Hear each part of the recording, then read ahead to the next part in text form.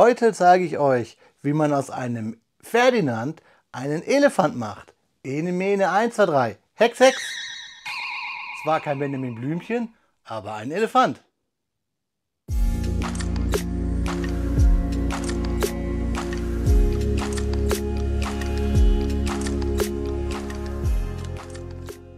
Willkommen in der Noppenklötzchenscheune. Mein Name ist Blockstar und Freunde, der Ferdinand war gestern, heute ist es der Elefant. Ich stelle euch heute aus dem Hause Kobi das Set 25824 vor, den Panzerjäger Tiger P Elefant. Ich sag nur Trörö und kommt mit mir auf meinen Bautisch, dann schauen wir uns den Inhalt dieses Kartons genauer an.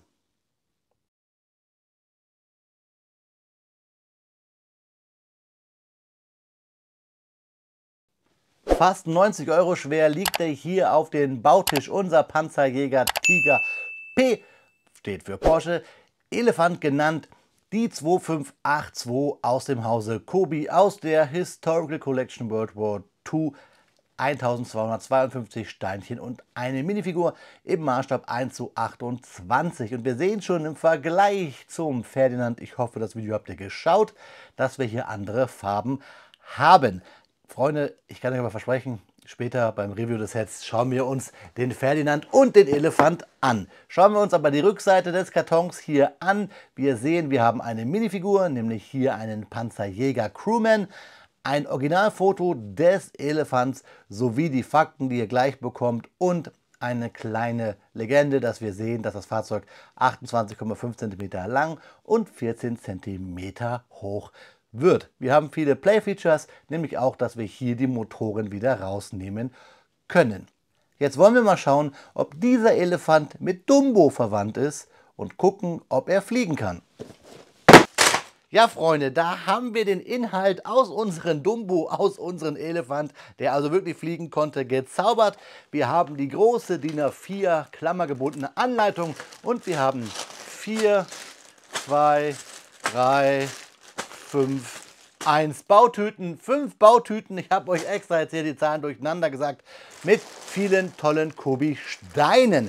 Ich lege die mal an die Seite, denn wichtig ist ja hier die Anleitung. Ich habe es euch gesagt, Klammer gebunden. Pad printed heißt, wir haben hier nur Drucke, keine Aufkleber. Und wenn hier 9 Plus steht, Freunde, dann möchte ich euch empfehlen, wenn ihr mit euren Kindern dieses Fahrzeug bauen wollt, schaut bitte zu, helft denen. Ich finde Kobi-Sets so 10 Plus, selbst 10 Plus ist ein bisschen, ja, nur mit Hilfe. Schauen wir uns die Anleitung an. Wir sehen hier, wir haben die Tüte 1, die suchen wir uns aus unserem Stapel raus. Dann reißen wir alles auf. Ich kann euch verraten, es gibt eine Menge Plastikmüll. Dann verteilt ihr die Steine auf Häufchen, in Farbgruppen, nach Bauart sortiert, wie auch immer ihr das machen wollt und klemmt drauf los. Pfeile weisen euch den Weg. Ihr habt keine Seitenzahlen, sondern nur Bauschrittnummerierungen. Hier mit der 1 fangt ihr an. Der erste Bauschritt ist immer farblich, der aktuelle dann auch. Ihr seht, der erste ist hier schon wieder ausgegraut. Pfeile weisen euch den Weg. Und was alle Kobi-Anleitungen haben, ist, dass ihr in diesen Rechtecken seht, was ihr für Steine braucht. So klemmt ihr euch durch, bis ihr auch hier so Legenden seht. Anlegehilfen. Hier seht ihr, dass ihr zum Beispiel eine 1x4er Flat-Teil, eine Fliese verbauen sollt. Hier braucht ihr anlegen nur, dann seht ihr genau. Braucht ihr noch nicht mal Noppen zählen, also ist ganz einfach. Was ich euch sagen will, ihr klemmt drauf los und arbeitet euch durch die Tüten durch. Da seht ihr hier Tüte 3 und am Ende dann hier 4 und dann irgendwann 5, bis unser Elefant dann wirklich fertig ist. Hier nämlich, wenn wir den Deckel drauf machen und die Motoren einbauen, beziehungsweise auch dieses Elektrogetriebe. Auf den letzten Seiten dann immer die Steineübersicht. Sollte euch ein Stein fehlen, könnt ihr es dann gleich hier unten auf dieser Webseite monieren. Kobi hat einen relativ guten Ersatzteilservice. Und wenn ihr nicht wisst, wie die Figur zusammengebaut werden soll, es gibt auch immer eine Zusammenbauhilfe. Ja, Freunde, ich kann es kaum erwarten, dieses Fahrzeug zu bauen. Und das Coole ist, wenn wir fertig sind, vergleichen wir es hier mit seinem Vorgänger, dem Ferdinand. Nicht nur farblich gibt es einen Unterschied, das kann ich euch jetzt schon mal verraten.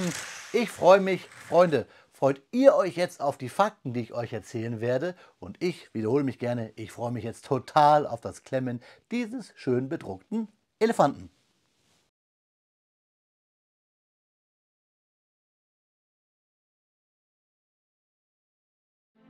Speedbildzeit ist Faktenzeit und natürlich sprechen wir heute über den Panzerjäger Elefant, dem Sonder-Kfz 184. Wir haben ja schon einmal über den Ferdinand gesprochen und da auch ein bisschen über den Elefant. Das Video lege ich euch gerne ans Herzen, das Kobiset 2581, was in diesem Video ja auch schon ein paar Mal erwähnt wurde. Ihr bekommt jetzt aber trotzdem die Fakten noch einmal. Ich habe den Text überarbeitet und mehr Fokus auf den Elefant gelegt. Also Freunde, euch viel Spaß.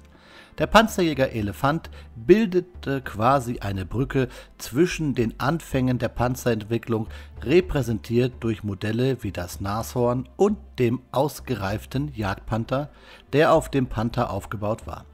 Ursprünglich nach Ferdinand Porsche benannt und auf dem Konzept des Porsche Tigers aufbauend, gehörte der Elefant zu den Pionieren unter den deutschen Panzern mit einer imposanten 88 mm Flakkanone. Offiziell als Pak 43-2 L-71 bezeichnet, mit 71 auf Hinweis auf die enorme Länge des Kanonenrohrs, gemessen in Kalibern. Die Grundstruktur des Ferdinand war ähnlich dem Porsche Tiger und wurde jedoch durch zusätzlich 100 mm Plattenpanzerung an der Front verstärkt, die ihm effektiv eine Panzerung eines 200 mm Stahlgiganten verliehen.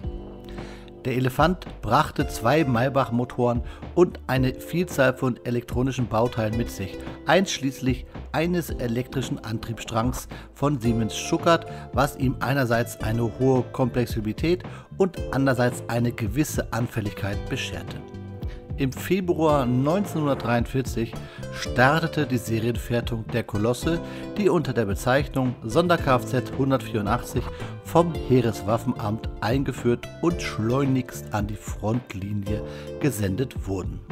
Durch die Beschleunigung der Testphasen erreichten sie pünktlich zur Frühjahrsoffensive 1943 die Ostfront.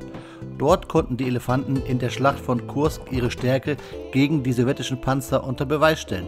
Allerdings hatten sie mit Geländeschwierigkeiten zu kämpfen und waren ohne Sekundärbewaffnung anfällig für Infanterieangriffe.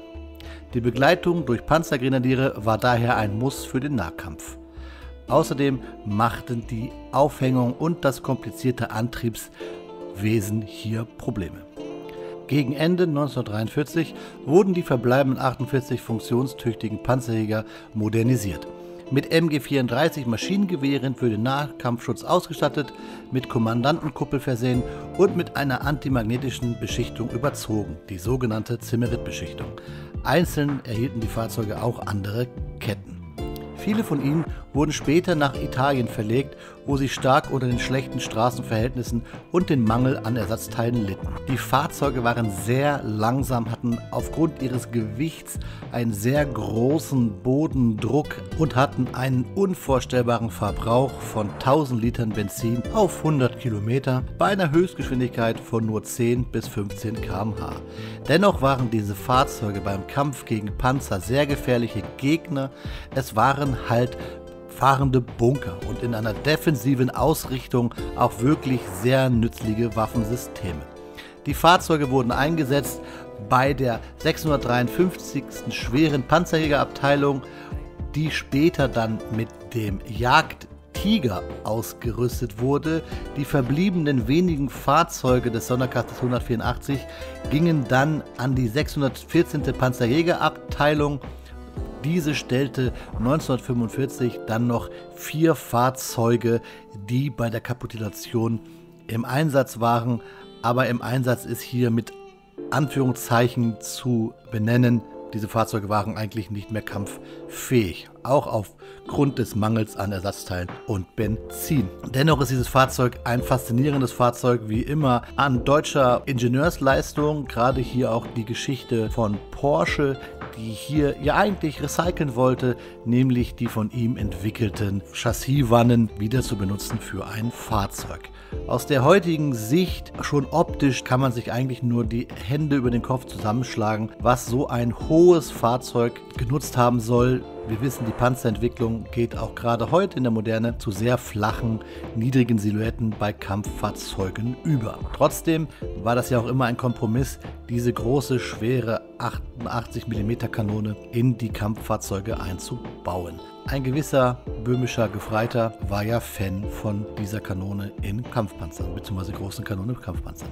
Ja, Freunde, das war ein kurzer Einblick in den Elefant, die Weiterentwicklung oder das Tuning-Paket des Ferdinand. Lasst uns jetzt aber über das Klemmbaustein-Set von Kobi sprechen, das ich hier während der Fakten gebaut habe. Freunde, viel Spaß beim Review der 2582 D-Panzerjäger Tiger P Elefant. Viel Spaß! Ja, Freunde, nach 3 Stunden und 30 Minuten ist er fertig. Unser Elefant, unser Kobi Set 2582, unser Panzerjäger Tiger P, das Set mit 1252 Steinchen und einer Minifigur, was wir gerade ganz aktuell bei Kobi bekommen haben. Ich habe euch hier zum Vergleich die 2581 hingestellt, die Limited Edition. Unser Ferdinand, hier fehlt es noch die Zündab und der Stand für die Motoren. Sonst habe ich euch die Figuren mit beigepackt, außer halt die Figur auf der Zündab.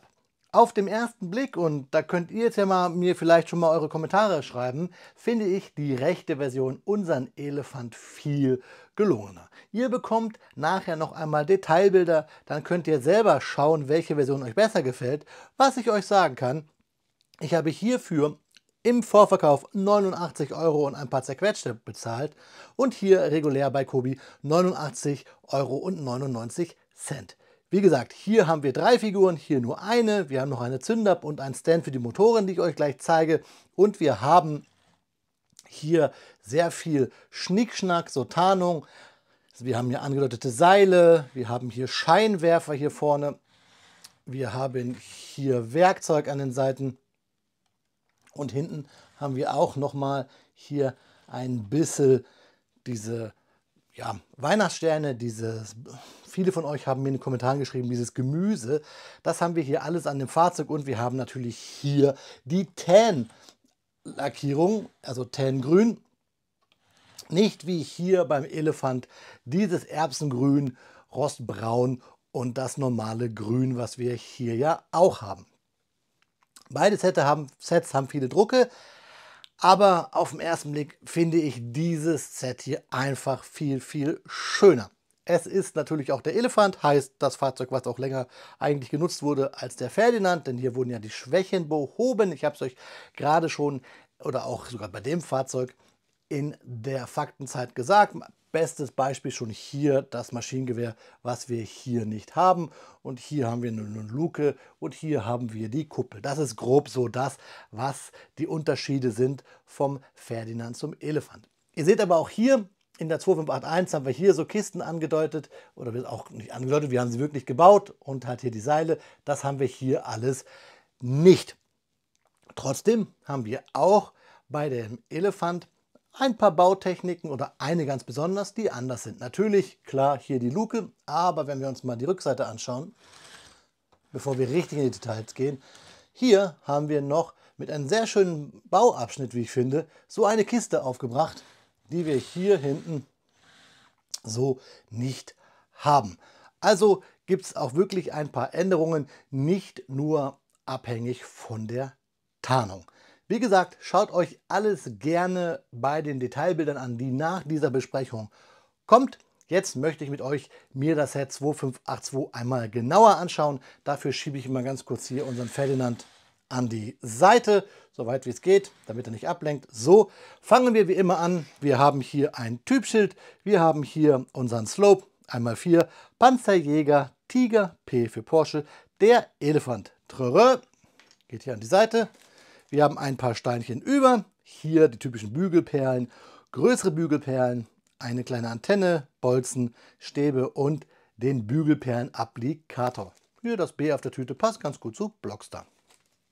Geht an die Seite. In der Anleitung gibt es ja einen Punkt, den ich nicht mag, genauso wie hier beim Ferdinand schon. Ich habe es mir extra markiert. Das ist das Thema mit diesen C-Claims in diese einmal 2 Plates hohen 1x1er, die hohl sind, hier dieses Teil da reinzudrücken. Das ist, ja, das tut weh an den Fingern hier vorne. Neulich im Stream hat einer geschrieben, mi. Aber es ist wirklich so, weil das macht keinen Spaß. Die Steine sind hier auch nicht so sauber entgratet, also diese hier und dann in dieses Loch reinzudrücken, wenn hier noch ein bisschen Plastiküberstand ist, das macht keinen Spaß. Also jeder, der den Elefant baut, freut euch auf den Baustep 85. Sonst habe ich an der Anleitung nichts auszusetzen. Sie ist halt sehr voll, ließ sich aber gut wegbauen. Wie gesagt, 3,5 Stunden. Kommen wir zur Minifigur, die ihr rechts gleich wieder groß seht. Ich habe leider immer ein Problem, an Original-Kobi-Bilddateien ranzukommen. Deswegen jetzt hier die Figur so, wie sie ausschaut. Wir sehen schön hier das Rosa mit dem Schwarz. Der Herr guckt ein bisschen mulmig, wahrscheinlich weil er hier Sprit holen muss. Einfach aufgrund der Tatsache, dass dieses Fahrzeug ja geschluckt hat wie Sau. Wir sehen die MP40, wir sehen die Feldmütze schön bedruckt. Hier auch die Bluse schön bedruckt mit Kragen. Und die Rückseite ist ganz normal grün. Und wir haben schwarze Schüchen, aka Stiefel. So, schauen wir uns das Fahrzeug an.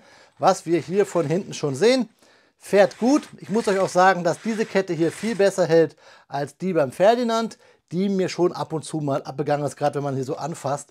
Dieses Set hat halt, ja, man kann es nicht so gut anfassen aufgrund der vielen Tarnsachen. Also immer wenn ich dieses Set anfasse, fällt mir eigentlich was ab aufgrund der Anbauten. Das habe ich hier nicht. Wir haben sonst die gleichen Funktionen, sage ich mal, wie halt auch beim Ferdinand. Wir haben natürlich hier die Drucke mehr von der Kuppel. Wir haben hier das Balkenkreuz. Wir haben oben hier die Luke aufgedruckt. Wir haben hier an der Seite so Seeschlitze aufgedruckt. Wir haben hier vorne am Fahrzeug diese Bolzen aufgedruckt, jeweils hier und dort an diesem Frontplatte. Hier auch wieder den Schlitz und das Balkenkreuz an der Seite. Hinten haben wir dann keine Drucke. Ganz schön halt auch das getarnte Laufwerk. Wir haben hier noch Drucke für die Klappen. Und die können wir aufmachen, die Klappen. Hier können auch Figuren reinstecken. Natürlich dann ohne Kanister. Aber ihr seht es ja auch hier beim Ferdinand, da habe ich Figuren reingesteckt. Also hier vorne, da haben wir eine Figur. Passt hier auch rein. Und hier haben wir auch noch Drucke an der Befestigung unserer Hauptbewaffnung. Sowie hier oben die Luke. Auch hält hier irgendwie in diesem Grün diese Platte besser, wenn ich die gebaut habe. Beim Ferdinand, wenn ich hier anfasse, fällt es mir immer ab. Hier hält es viel, viel besser. Da ist mir immer die Kante dann rausgebrochen, weil die hängt auch nur, seht ihr, an ein paar Noppen. Ja, das ist der Deckel für unsere Hauptbewaffnung, die ich euch mal zeigen werde jetzt. Da haben wir sie. Schöner Innenraum unserer 8.8. Angedeutet mit Sitz und Zieloptik. Hier die Optik. Wir haben ganz cool diese schräge Verankerung der Platten gleich benutzt, um halt auch Munition reinzustecken. Das finde ich ziemlich cool. Generell ist diese ganze, ja, Aufbaugeschichte hier, da haben wir Balljoints mit Hinges gelöst und das ziemlich cool. Also auch relativ stabil. Gut, ich würde es jetzt hier so nicht anfassen, aber wenn man hier so anfasst, das Fahrzeug ist stabil. Schön halt auch die riesengroßen Tarndrucke. Wir haben hier hinten eine kleine Klappe, die wir aufmachen können, wenn wir Fingernägel haben. Ich habe immer meine Probleme. Ich sage es immer wieder, ich bin Kobi-Bauer, deswegen habe ich keine Fingernägel. Deswegen kriege ich diese kleine Klappe nicht auf. Das ist halt die Munitionszufuhr hier hinten. Ah, doch, es hat geklappt. Da haben wir die kleine Luke und halt auch diese schöne Kiste, die ich euch gezeigt habe, noch nicht, aber die ich halt erwähnt habe. So, von hinten auch schön die Tarnung und das Werkzeug, zu dem wir gleich kommen. Hier haben wir den Motorenraum verdeckt mit einer Klappe, zeige ich euch gleich. Wichtig noch einmal hier, auch da dieses Gestänge für die Rohrreinigung und so weiter. Sowie schön hier die Schutzbleche und das Laufwerk, was sich schön drehen lässt. So Freunde, jetzt müssen wir leider erst einmal die Kamera scharf stellen und dann hier unsere Rohrstütze abnehmen, das Rohr sehr weit nach oben stellen. Übrigens nicht wundern, dieser Gap, der ist zwar sehr groß, aber beim Originalfahrzeug war der auch ähnlich. So, jetzt hier die Motorklappe wegnehmen. Hält auch besser. Hier ist die Motorraumklappe, weil wir hier nur jeweils diese Gitter 2x2er Plates oder Teils, wie auch immer, hier auf 2 Noppen haben, jeweils da. Gehen die eigentlich leicht ab. Hier aber nicht so leicht wie beim Ferdinand. So, Und dann haben wir hier wieder unseren Motorraum in diesem schönen Flat Silver, würde man sagen. Das sieht wirklich cool aus. Dieser elektrische Antriebsstrang, Siemens Schuckert Getriebe. Das ist ganz cool. Kann man hier so anfassen. Dann geht es los. So, die Schutzbleche hier vorne sind bei beiden Fahrzeugen Schwachpunkte. Ihr seht, hängt nur an ein paar Noppen. Man muss hier mal so ein bisschen wackeln. Dann geht die Getriebeeinheit raus. So, zack, hängt auf 2 Noppen da unten. Da wird es aufgenoppt. Und das ist dieses Silber, was wir hier so draufpacken über die beiden Motoren.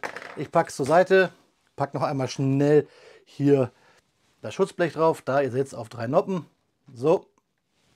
Und dann haben wir hier unsere beiden fetten Motoren, die wir mit diesem Werkzeug hier hinten, das finde ich immer noch ziemlich cool, hier abnehmen können. So, naja, die ganze Werkzeughalterung geht mit ab. So, zack. Vielleicht habe ich es nicht richtig dran geklemmt. Oder es hängt an den Steinen, keine Ahnung. So, jetzt nehmen wir dieses Gestänge und klemmen das hier rein. Und dann wackeln wir und ihr seht schon sofort, kommt der Motor nach vorne. Na, ist immer ein bisschen Fuckelei, weil wir hier nicht so viel Platz haben. Am besten nimmt man beide Finger, nicht wie ich jetzt hier, weil ich euch ja das zeigen möchte. So, tada! Und schon haben wir einen der Motoren nach draußen.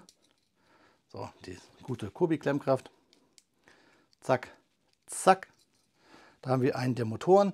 Ich finde blöd, dass wir hier keine großen Dishes haben in, ja, das ist das 4x4, 2x2, dass wir hier mit solchen Bögen arbeiten müssen, so ganz viele. Das macht keinen Spaß. So, kannst du ein bisschen scharf stellen noch hier auf diese tollen Motoren. Bautechnisch haben sie jetzt nämlich richtig Spaß gemacht. Da seht ihr es, wir haben ganz viele kleine Bögen. Nachdem ich jetzt schon geübt war vom Ferdinand, hat es echt Spaß gemacht, diese Motoren zu bauen. Wie gesagt, in der Limited, hier haben wir einen extra Stand dafür, hier nicht. So, jetzt seht ihr nochmal hier den Motorraum, wie es platziert ist. Und wir sehen, beim Rausgehen ist mir ein Teil abgegangen. Das kommt noch hier rein. Ölfilter oder wie auch immer, irgendwie sowas. Da. Und jetzt können wir hier das Rohr zur Seite machen. Scharf stellen. Und auch wieder mit diesem Hebel hier rein. Zack. Und können den Motor so raushebeln.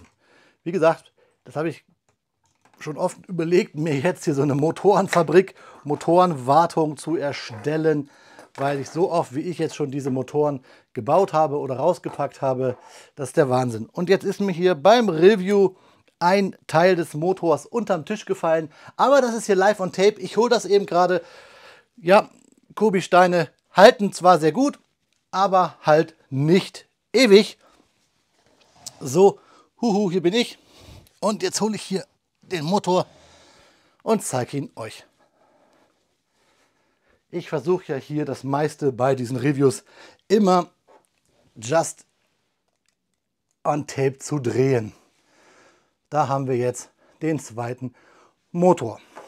Ja, Freunde, wenn ich überlege, ich habe es euch jetzt schon ein paar Mal gesagt, dass das jetzt hier eine normale Version ist, das eine Limited. Und wenn ich jetzt nicht Sammler wäre und euch alles von Kubi vorstellen wollen würde, würde mir dieses Fahrzeug hier komplett reichen. Total. Optisch sowieso. Schreibt mir eure Meinung mal zum Set unten in die Kommentare und jetzt zeige ich euch ganz kurz noch einmal das Fahrzeug von unten. Diese typische schräge Bauweise, die wir ja auch viel jetzt bei den 1:35 Fahrzeugen haben. Dann zeige ich euch noch hier den leeren Motorraum und verweise euch nun auf die Detailbilder, meine lieben Freunde. Dann schauen wir uns danach aber hoffentlich nochmal zum Abschluss in die Augen. Ja, Freunde, wie versprochen, ein paar Detailbilder unseres Elefants des Kubi-Set 2582. Am Ende habe ich euch auch noch einmal die 2581, den Ferdinand, gegenübergestellt. Ihr könnt mir ja gerne mal schreiben, welches Fahrzeug ihr cooler findet. Gerne unten in die Kommentare. Und wenn ihr schon dabei seid, da unten in den Kommentarbereich bzw. in der Videobeschreibung findet ihr alle möglichen Links zum Set, zu meinen Partnern und natürlich auch zum Sascha zu Buckhafts, wo es nochmal ein richtiges Video gibt, nur um die Thematik Ferdinand / Elefant.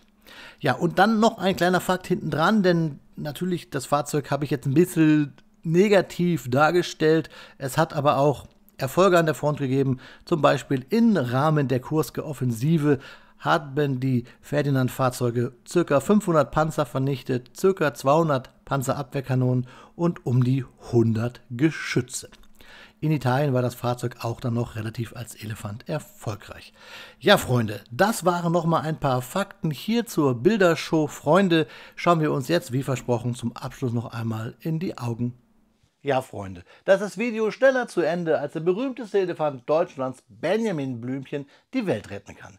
Hier ist für mich erstmal nicht zu retten. Das Video ist ja auch gleich zu Ende. Ich habe es euch gesagt, so ein bisschen fühle ich mich hier beduppt, denn dieses Set ist für mich eigentlich der eigentliche Star unter den Elefants bzw. Ferdinand Panzern, die wir von Kobi jetzt haben. 2581, 2582 und 2583 jetzt hier. Diese Version hätte ich mir eher als Limited Edition gewünscht. Vor allen Dingen preislich sind sie beide gleich.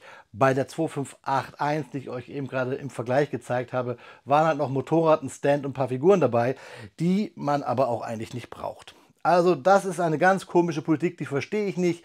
An alle da draußen, die den Ferdinand in der Limited Edition nicht mehr bekommen haben, holt euch hier den Elefant. Da habt ihr das, finde ich, gefühlt besseres Set. Und den Schnickschnack braucht man nicht. Und diese Maybach-Motoren, da kann ich jetzt schon bei den ganzen Sets, die ich euch hier vorgestellt habe, vielleicht sogar mal Mock bauen einer Motorenfabrik. So viele Motoren habe ich jetzt schon bei diesen Limited Editions dabei gehabt. Trotzdem werde ich euch weiter natürlich Limited Editions vorstellen. Und wenn ihr mal einen Review verpasst habt, guckt mal oben auf dem i, da ist die Kobi Playlist von mir. Da findet ihr alle Kobi Videos, schon weit über 150.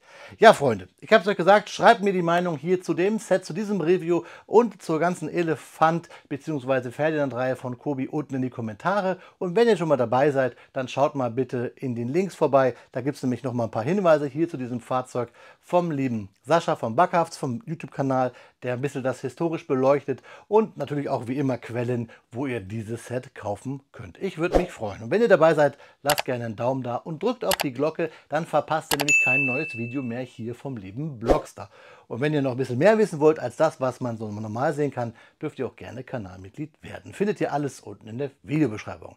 Das ist das, was man machen muss, denn sonst will der YouTube-Algorithmus genauso schlecht wie dieses Gefährt, was Geschwindigkeit angeht. Ich habe es euch gesagt. Ja, bei so einem dicken Ding kann man eigentlich nicht von guter Fahrt sprechen. Ich meine nicht mich, ich meine den Panzer, eher gutes Schleichen, denn das ist mein Schlusswort. Auf Wiederbauen, euer Freund, der Blockstar.